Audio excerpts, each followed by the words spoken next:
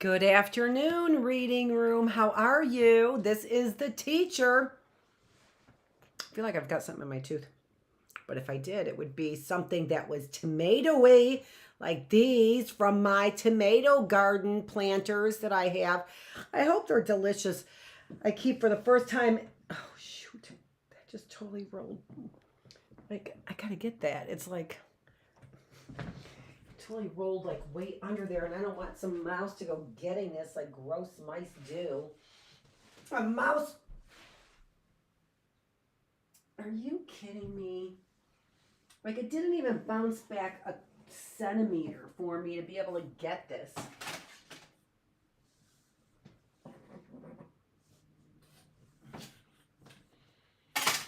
Okay.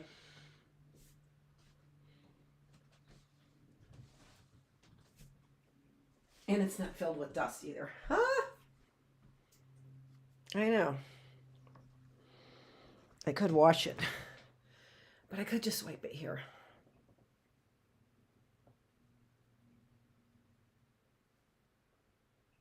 I know. Might wash that one.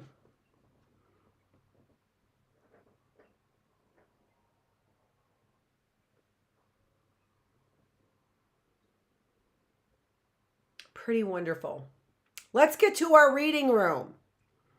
I know there was a gross, this year, I haven't seen them in years, tomato worms. So I'm always a little leery.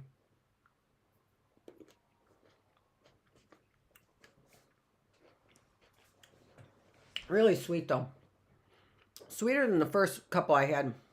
But maybe that's because they're putting, meth in there, which is supposed to be sweet. I don't know. Because the police won't look into it. Hey, that's that crazy Dr. Feravich. I'm just reading. Chapter 5. George Orwell's classic Animal House.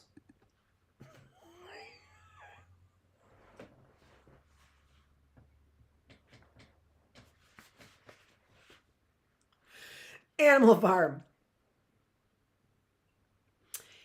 As winter drew on, Molly became more and more troublesome. She was late for work every morning and excused herself by saying that she had overslept, and she complained of mysterious pains, although her appetite was excellent. On every kind of pretext, she would run away from work and go to the drinking pool, where she would stand foolishly gazing at her own reflection in the water.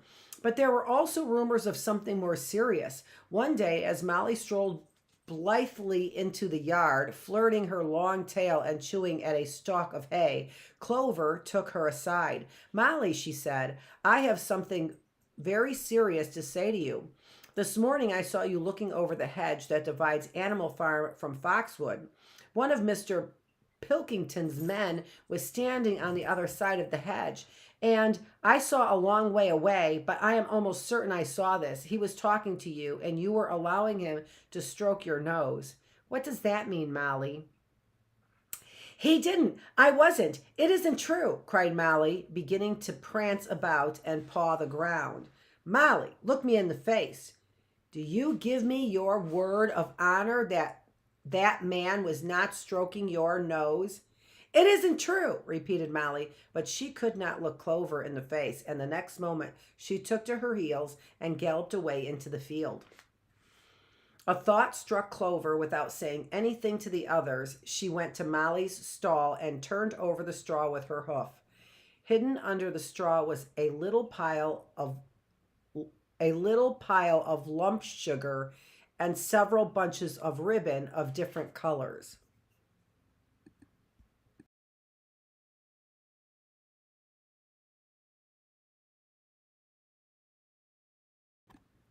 I feel like I have tomato stuff in my throat. 3 days later, Molly disappeared. For some weeks, nothing was known of her whereabouts. Then the pigeons reported that they had seen her on the other side of Willingdon. She was between the shafts of a smart dog cart painted red and black, which was standing outside a public house. A fat, red-faced man in check breeches and gaiters who looked like a publican was stroking her nose and feeding her with sugar. Her coat was newly clipped, and she wore a scarlet ribbon round her forelock. She appeared to be enjoying herself, so the pigeon said. None of the animals ever mentioned Molly again. In January, there came bitterly hard weather. The earth was like iron, and nothing could be done in the fields. Many meetings were held in the big barn, and the pigs occupied themselves with planning out the work of the coming season. It had come to be accepted that the pigs, who were manifestly cleverer than the other animals, should decide all questions of farm policy, though their decisions had to be ratified by a majority vote. This arrangement would have worked well enough if it had not been for the disputes between Snowball and Napoleon. These two disagreed at every point where disagreement was possible. If one of them suggested sowing a bigger acreage with barley, the other was certain to demand a bigger acreage of oats. And if one of them said that such a field was just the right for cabbages, the other would declare that it was useless for anything except roots. Each had his own following, and there were some violent debates. At the meeting, Snowball often won over the majority by his brilliant speeches, but Napoleon was better at canvassing support for himself in between times. He was especially successful with the sheep. Of late, the sheep had taken to bleating, 4 legs good, 2 legs bad, both in and out of season, and they often interrupted the meeting with this. It was noticed that they were especially liable to break into 4 legs good, 2 legs bad at crucial moments in Snowball's speeches. Snowball had made a close study of some back numbers of the farmer and stock breeder, which he had found in the farmhouse, and was full of plans for innovations and improvements. He talked learnedly about field drains, silage, and basic slag, and had worked out a complicated scheme for all the animals to drop their dung directly into the fields at a different spot every day to save the labor of cartage. Napoleon produced no schemes of his own, but said quietly that Snowballs would come to nothing and seemed to be biding his time. But of all the controversies, none was so bitter as the one that took place over the windmill. In the long pasture not far from the farm building, there was a small knoll, which was the highest point on the farm. After surveying the ground, Snowball declared that this was just the place for a windmill, which could be made to operate a dynamo and supply the farm with electrical power. This would light the stalls and warm them in the winter, and would also run a circular saw, a chaff cutter, a mangle slicer, and an electric milking machine. The animals had never heard of anything of this kind before, for the farm was an old-fashioned one and had only the most primitive machinery.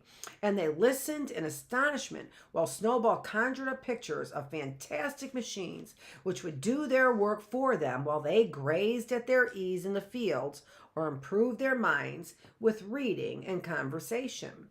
Within a few weeks, Snowball's plans for the windmill were fully worked out. The mechanical details came mostly from 3 books which had belonged to Mr. Jones: 1,000 Useful Things to Do About the House, Every Man His Own Bricklayer, and Electricity for Beginners. Snowball used as his study a shed which had once been used for incubators and had a smooth wooden floor suitable for drawing on. He was closeted there for hours at a time, with his books held open by a stone and with a piece of chalk gripped between the knuckles of his trotter. He would move rapidly to and fro, drawing in line after line and uttering little whimpers of excitement. Gradually, the plans grew into a complicated mass of cranks and cogwheels covering more than half the floor, which the other animals found completely unintelligible but very impressive. All of them came to look at Snowball's drawings at least once a day. Even the hens and ducks came and were at pains not to tread on the chalk marks. Only Napoleon held aloof.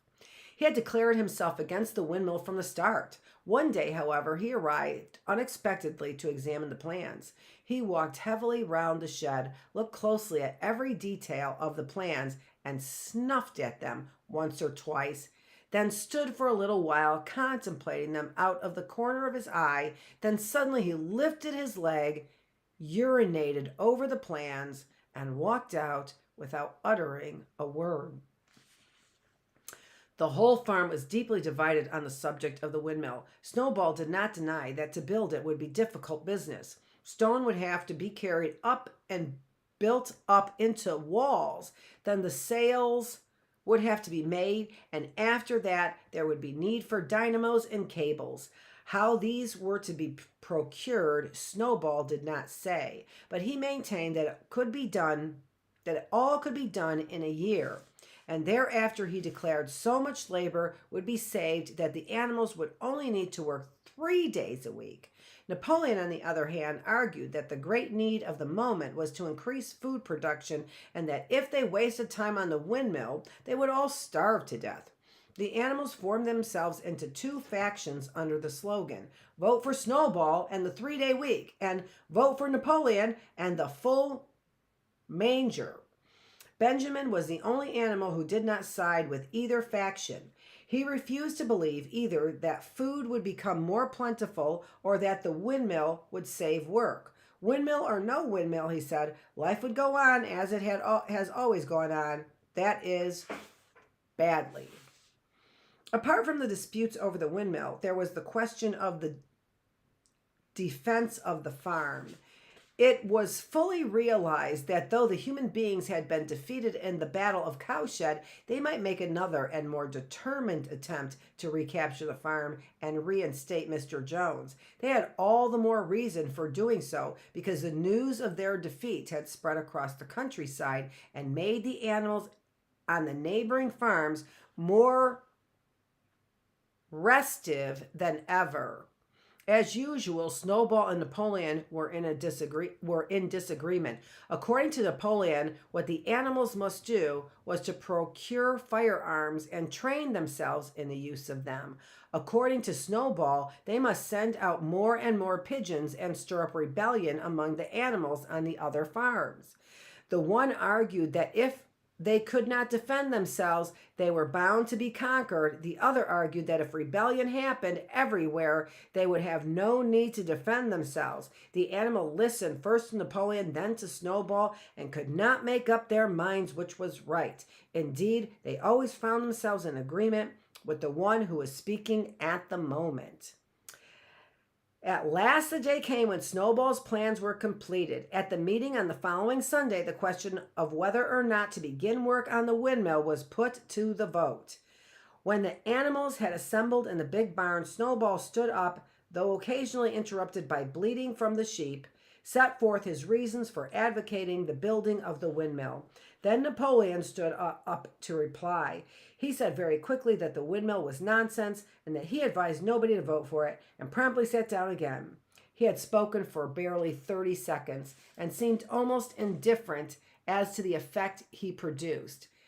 At this, Snowball sprang to his feet and, shouting down the sheep, who had began bleating again, broke into a passionate appeal in favor of the windmill. Until now, the animals had been about equally divided in their sympathies, but in a moment, Snowball's eloquence had carried them away. In glowing sentences, he painted a picture of Animal Farm as it might be when sordid labor was lifted from the animals' backs. His imagination had now run far beyond chaff cutters and turnip slicers. Electricity, he said, could operate threshing machines, plows, harrows, rollers, and reapers, and binders, besides supplying every stall with its own electric light. hot and cold water, and an electric heater.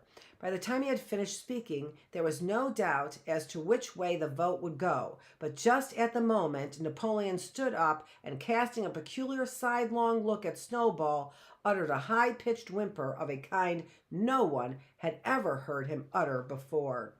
At this, there was a terrible baying sound outside, and 9 enormous dogs wearing brass-studded collars came bounding into the barn. They dashed straight for Snowball, who only sprang up from his place just in time to escape their snapping jaws. In a moment, he was out of the door, and they were after him. Too amazed and frightened to speak, all the animals crowded through the door to watch the chase. Snowball was racing across the long pasture that led to the road. He was running as only a pig can run, but the dogs were close on his heels. Suddenly he slipped, and it seemed certain that they had him. Then he was up again, running faster than ever. Then the dogs were gaining on him again. One of them all but closed his jaws on Snowball's tail, but Snowball whisked it free just in time.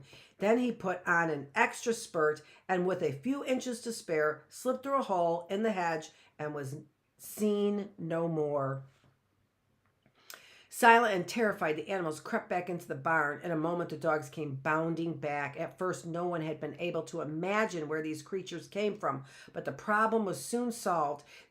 They were the puppies whom Napoleon had taken away from their mothers and reared privately.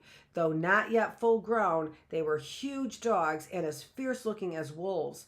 They kept close to Napoleon. It was noticed that they wagged their tails to him in the same way as other dogs had been used to do to Mr. Jones. Napoleon, with the dogs following him, now mounted onto the raised portion of the floor where Major previously stood to deliver his speech. He announced that from now on, the Sunday morning meeting would come to an end. They were unnecessary, he said, and wasted time. In future, all questions relating to the working of the farm would be settled by a special committee of pigs presided over by himself. These would meet in private and afterwards communicate their decisions to the others. Sounds like our board over here in our Lake Sherwood development. The animals would still assemble on Sunday morning to salute the flag, sing Beasts of England, and receive their orders for the week, but there would be no more debates. In spite of the shock that Snowball's expulsion had given them, the animals were dismayed by this announcement. Several of them would have protested if they could have found the right arguments. Even Boxer was vaguely troubled. He set his ears back, shook his forehead several times, and tried hard not to marshal his thoughts. But in the end, he could not think of anything to say. And tried hard to marshal his thoughts, but in the end couldn't think of anything to say. Some of the pigs themselves, however, were more articulate. 4 young porkers in the front row uttered shrill squeals of disapproval, and all 4 of them sprang to their feet and began speaking at once. But suddenly the dogs sitting round Napoleon let out deep, menacing growls, and the pigs fell silent and sat down. See, they need an army to keep people quiet. That's what they're building armies for. Then the sheep broke out into a tremendous bleating of 4 legs good, 2 legs bad, which went on for nearly a quarter of an hour and put an end to any chance of discussion. Afterwards, so that's just noise, just as people yelling noise. Afterwards, Squealer was sent round the farm to explain the new arrangement to the others. Comrades, he said, I trust that every animal here appreciates the sacrifice that Comrade Napoleon has made in taking this extra labor upon himself. Do not imagine, comrades, that the leadership is a pleasure. On the contrary, it is deep and heavy responsibility. No one believes more firmly than Comrade Napoleon that all animals are equal. He would be only too happy to let you make your decisions for yourselves. But sometimes you might make the wrong decisions, comrades, and then where should you be? Suppose you had decided to follow Snowball with his moonshine of windmills. Snowball, who, as we now know, was no better than a criminal. He fought bravely at Battle of Cowshed, said someone. He fought bravely at the Battle of the Cowshed, said someone. Bravery is not enough, said Squealer. Loyalty and obedience are more important, and as the Battle of the Cowshed, I believe the time will come when we shall find that Snowball's part in it was much exaggerated. Discipline, comrades, iron discipline. That is the watchword for today. One false step and our enemies would be upon us. Surely, comrades, you do not want Jones back. Once again, this argument was unanswerable. Certainly the animals did not want Jones back. If the holding of debates on Sunday mornings was liable to bring him back, then debates must stop. Boxer, who had now had time to think things over, voiced the general feeling by saying, if Comrade Napoleon says it, it must be right. And from then on, he adopted the maxim, Napoleon is always right, in addition to his private motto, I will work harder. By this time, the weather had broken and spring plowing had begun. The shed where Snowball had drawn his plans of the windmill had been shut up, and it was assumed that the plans had been rubbed off the floor. Every Sunday morning at 10 o'clock, the animals assembled in the big barn to receive their orders for the week. The skull of old Major, now clean of flesh, had been disinterred from the orchard and set up on a stump at the foot of the flagstaff beside the gun. After the hoisting of the flag, the animals were required to file past the skull in a reverent manner before entering the barn. Nowadays, they did not sit all together as they had done in the past. Napoleon with Squealer and another pig named Minimus, who had a remarkable gift for composing songs and poems, sat on the front of the raised platform with the 9 young dogs forming a semicircle round them and the other pigs sitting behind. The rest of the animals sat facing them in the main body of the barn.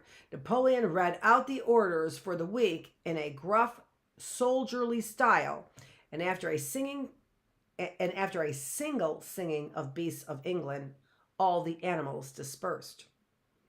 On the third Sunday after Snowball's expulsion, the animals were somewhat surprised to hear Napoleon announce that the windmill was to be built after all. He did not give any reason for having changed his mind, but merely warned the animals that this extra task would mean very hard work. It might even be necessary to reduce their rations. The plans, however, had all been prepared down to the last detail. A special committee of pigs had been at work upon them for the past 3 weeks. The building of the windmill, with various other improvements, was expected to take 2 years.